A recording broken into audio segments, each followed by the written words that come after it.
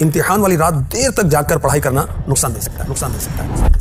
आपको पेपर के दौरान अब थकन भी लगेगी, नींद भी चढ़ेगी, तो फिर पेपर सही से कैसे दे सकेंगे? इम्तिहानात शुरू होने से पहले कम से कम 2 बार सारा सिलेबस रिपीट कर लें। इसके फायदे आपको देखेंगे। कोई भी सब्जेक्ट है पहले समझें फिर याद करें। पहले आसान मजमून की तैयारी करें फिर मुश्किल की।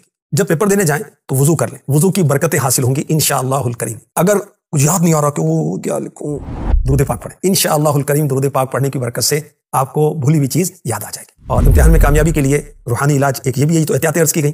5 नमाजों के बाद बावुजू और हर बार एवरी टाइम बिस्मिल्लाहिर्रहमानिर्रहीम पढ़ें और सूरह इखलास कुल हुवल्लाहु अहद 16 मरतबा पढ़ें।